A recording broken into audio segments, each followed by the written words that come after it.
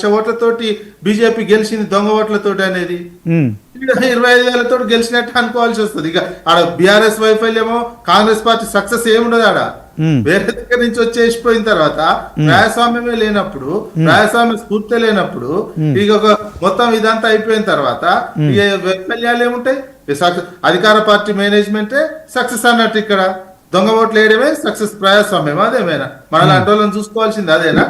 అరే కాంగ్రెస్ పార్టీ విధానాలు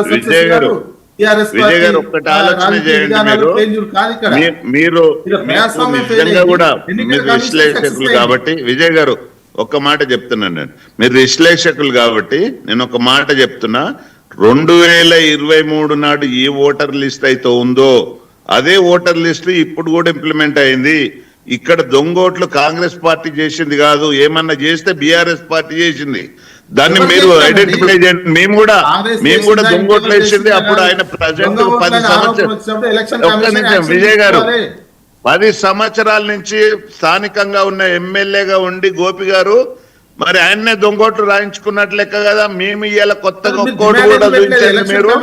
election commission ని డిమాండ్ పెట్టి తీసేయించి చేయించాల్సింది మరి చెప్పాలి కదా కాంగ్రెస్ పార్టీ. అది ఎలక్షన్ కమిషన్ కంప్లైంట్ ఇవ్వాలి కదా. ఎలక్షన్ కమిషన్ కు మేము చెప్తానే ఉన్నాము ఏమన్నా దొంగోట్లు తీసేయమని. మీరు విజయ్ గారు ఇందులో దొంగోట్లు పడటానికి అవకాశం లేదు. ఎందుకంటే 48% పోల్ అయింది, 48.49% పోల్ అయింది. కాబట్టి మనం ఆలోచన చేయండి. మీరు విజయ్ గారు విశ్లేషణ చేస్తున్నారు కాబట్టి నేను చెప్తున్నా. నేను ప్రాక్టికల్ గా అక్కడున్నా ఎక్కడొక్కడ దొంగోటు పడడానికి అవకాశం లేదు. మొన్న పడ్డాయి ప్రాక్టికల్ గా ఉన్న ఓట్లే పడ్డాయి తప్ప ఏమన్నా 2 ఓట్లుంటే కూడా ఎన్నిక రాలేదు వాళ్ళు ఎవరు. ఇది మీరు అర్థం చేసుకోవాలి. ఇందులో ఏమాత్రం మేము అటు ఇటుగా అధికారం ఉపయోగించి కానీ పోలీసులను ఉపయోగించి కానీ మేము ఎలక్షన్ చేయలే. ఏదన్నా చేసినట్టయితే మీరు చూపించండి, మేము తప్పకుండా బాధ్యత వహిస్తాం. కనిపిస్తుంది కదా మీరు కేసు. ఇప్పుడు అవుటర్స్ నుండి డబ్బులు పంచుతుంటే కేసు ఎమ్మెల్యేలు ఎమ్మెల్సీల మీదనే కేసు పెట్టింది. ఇక అంతకంటే ఇంకేముంటది? ఆ తర్వాత బూతులలో చూస్తుంటే ఆ తింపినట్టు మేము కూడా పరిశీలించినాం కదా. వస్తున్నారు వేస్తుంటే ఈమె ఓటర్ ఐడి కార్డు తీసుకు వాళ్ళు ఏ బూతులు అయినా ఓట్లు వేయచ్చు. ఒక బూత్ అని కాదు, నేమ్ ఉంటది, కథం ఐడి కార్డు చూపిస్తారు ఫలానా సుల్తానా. ఇది ప్రజాస్వామ్యబద్ధంగా ఎన్నికలు జరిగినాయి. మేము ఎక్కడ అధికారం ఉపయోగించలేదు. ఎక్కడ ఎవరన్నా అంటే ఆపోజిషన్ పార్టీ డబ్బులు మీరు కాదు సార్ ఉపయోగించాల్సింది ఎలక్షన్ కమిషన్ ప్రభుత్వానికి, కేంద్ర రాష్ట్ర ప్రభుత్వాలకి దాసోహం అయిందా? ఎలక్షన్ కమిషన్ ఎన్నికల రిజల్ట్ 2023లో రిజల్ట్ వస్తుంటేనే డీజీపీ వచ్చి రేవంత్ రెడ్డి గారిని కలిస్తే ఎలక్షన్ కమిషన్ ఇమ్మీడియట్ యాక్షన్ తీసుకొని ట్రాన్స్ఫర్ చేసి అవతల పడేసింది. మరి అంత స్ట్రిక్ట్ గా ఉన్న ఎలక్షన్ కమిషన్ ఈ మునుగోడులో కూడా అట్లే జరిగింది. రిటర్నింగ్ ఆఫీసర్ నే మార్చి పడేసారు మొత్తం. మేము సెంట్రల్ లో అధికారం లేము, ఎలక్షన్ కమిషన్ మీద మా కమాండింగ్ లేదు.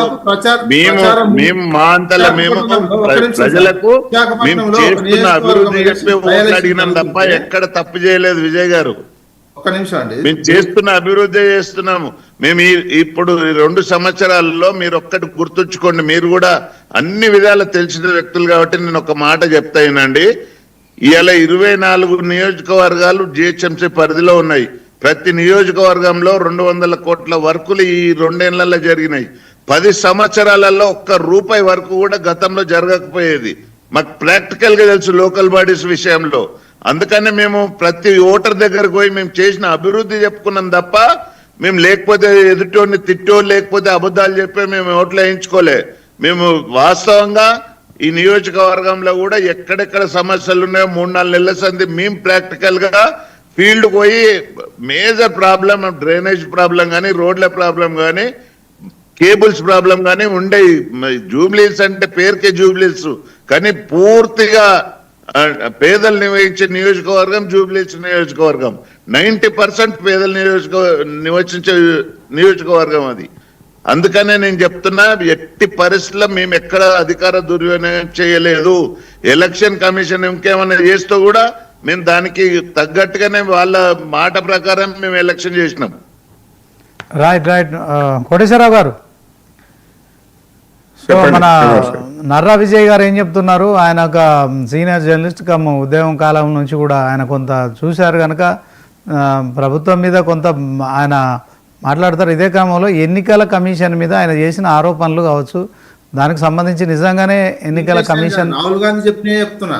ఓకే, ఎట్లా చూస్తాం సార్? ఎన్నికల కమిషన్ అనేది స్వయం ప్రతిపత్తి గల సంస్థ, మరి ఎందుకనో ప్రజాప్రతినిధులు ఇక్కడ డబ్బులు వంచిపెట్టిన సంఘటన కూడా మనం చూసాము. సో నిజంగా ఎన్నికల కమిషన్ పూర్తిగా వాళ్ళ కంట్రోల్లో ఉంచుకోవాల్సిన వ్యవస్థను కొంత మరి వాళ్ళు ఉపయోగించుకోలేదా? దీన్ని మరి విమర్శలు వస్తున్న నేపథ్యంలో దీనికి ఎలా చూస్తామంటారు?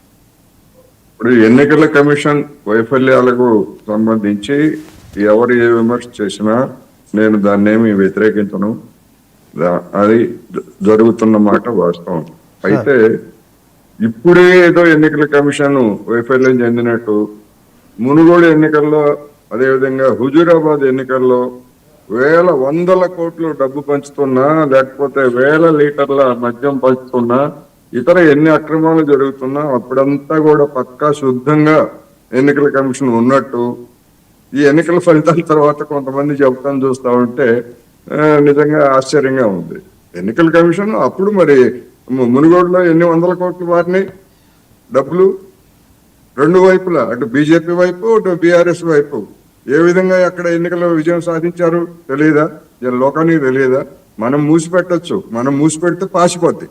అదేవిధంగా హుజూరాబాద్ లో మరి ఎన్ని కోట్లు ఖర్చు పెట్టారు? ఈటల రాజేందర్ కావచ్చు, లేకపోతే బీఆర్ఎస్ క్యాండిడేట్ కావచ్చు, అందరికీ తెలిసిందే. ఏ ఉప ఎన్నికలో లేకపోతే ఎక్కడ డబ్బు ఖర్చు పెట్టకుండా బీఆర్ఎస్ వాళ్ళు గెలిచారు. అందుకని పాయింట్ అది కాదు. ఇప్పుడు వీళ్ళకి వచ్చేసరికి బీఆర్ఎస్ ఓడిపోయింది కనుక ఈ విధమైనటువంటి గుండెలు బాదుకుంటున్నారు. ఇవాళ రాహుల్ గాంధీ వాళ్ళకి ఆదర్శమయ్యాడు. రాహుల్ గాంధీ ఏంది, మీ కేసీఆర్ ఏమయ్యాడు? ఫామ్ హౌస్ లో పడుకొని కేసీఆర్ ఏమయ్యాడు? ఓటు చోరీ గురించి లేకపోతే ఇక్కడ ఉన్నటువంటి ఓట్ల అక్రమం గురించి ఇంతవరకే మాట్లాడలేదు కదా. కనీసం నోరు రాలేదా కేసీఆర్ కి? లేదా కేటీఆర్ లేదా హరీష్ రావు గారు వీళ్ళందరూ కూడా, ఇంకా వాళ్ళ మద్దతుదారులుగా ఉన్నటువంటి వాళ్ళందరూ కూడా కేసులు వేయమనండి, దాఖలు చేయమనండి, సవాల్ చేయమనండి. రాహుల్ గాంధీ అవసరం అయ్యారా ఇవాళ బీఆర్ఎస్ పార్టీకి? రాహుల్ గాంధీ ఇవాళ అవసరం ఎందుకు మరి? పోనీ రాహుల్ గాంధీ గతంలో చేసినటువంటి దాన్ని వీళ్ళు ఏమైనా సమర్థించారా? బీహార్ లో చేసినటువంటి విమర్శలనే లేదు కదా. అందుకని ఎప్పుడు ఏది అవకాశవాదంగా ఉంటే దాన్ని పట్టుకొని చేయటం. ఎన్నికల కమిషన్ వైఫల్యం ఉంది, డబ్బుల్ని నివారించలేదు, లేకపోతే దొంగ ఓట్లు గతంలో బీఆర్ఎస్ వాళ్ళు వేయలేదా? ఇప్పుడు వేయలేదా బీఆర్ఎస్ వాళ్ళు? అందరూ వేస్తున్నారు, ఎవరు వేయని వాళ్ళు. సాధ్యం కాకపోతే మంచి వాళ్ళు వేయాలి తప్ప. కోటేశ్వరరావు గారు, ఫైనల్ గా తెలంగాణ సీఎం రేవంత్ రెడ్డి తీసుకున్నంత ఇనిషియేషన్ మాజీ సీఎంగా ఉన్న కేసీఆర్ తీసుకోకపోవడం వల్లనే కాంగ్రెస్ విజయం సాధ్యమైంది అనుకోవచ్చా? శ్రీనివాస్ గారు, కేసీఆర్ వచ్చినా గానీ ఇదే ఫలితం వస్తుందని మనందరికంటే కేసీఆర్ కి బాగా తెలుసు. అందుకనే కేసీఆర్ రాలేదు అని నేను మొదటి నుంచి చెప్తున్నాను. కేసీఆర్ వస్తే పరువు ఇంకా పోయి ఉండేది కేసీఆర్ కి. అందుకనే ఆయన రాలేదు. అటువంటి ధైర్యం కేసీఆర్ చేయడు. ఫామ్ హౌస్ లో కూర్చొని మొత్తం అసలు రాష్ట్రం మొత్తం తను వచ్చే ఎన్నికల్లో అధికారం మాదే, లేదా గతంలో తెలంగాణ వాళ్ళంతా తప్పు చేశారు, తిరిగి తప్పు దిద్దుకోవడానికి ఒక అవకాశం ఇస్తారు అని చెప్పినటువంటి వాళ్ళు వచ్చి ఓటర్లను అడగటానికి ఒక వీడియో సందేశం, ఒక ప్రకటన ఎందుకు చేయలేకపోయారు కేసీఆర్? అది కూడా రాదా? అనేక మంత్రాంగాలు జరిపారు కదా, తప్పేం లేదు ఒక రాజకీయ పార్టీగా. కనీసం ఓటర్లు ఎందుకు అడగలేకపోయారు? ఎందుకు అడగలేకపోయారు? ఒక్క నిమిషం సార్, విజయ్ ఏం చెప్తాడో చూద్దాం. విజయ్ గారు చెప్పండి. కేసీఆర్ ప్రచారానికి రాకపోవడం అంటే ఆయనకు ముందే ఓటమి తెలుసా? మరి వచ్చినా కూడా అనవసరంగా పరువు ఎందుకు పోగొట్టుకోవడం? సో దీంట్లో ఈ ఉప ఎన్నిక అని భావించారా? మరి ఈ ఓటమి బీఆర్ఎస్ పార్టీకి, మరి బీజేపీ కాంగ్రెస్ రెండు పార్టీలు కూడా బీఆర్ఎస్ పని ఖతం అయిపోయిందని చెప్పడం కావచ్చు. అదే క్రమంలో ఈ ఓటుని ఎట్లా విశ్లేషిస్తారు, ఏం చేస్తారు? ఫైనల్గా చెప్పండి.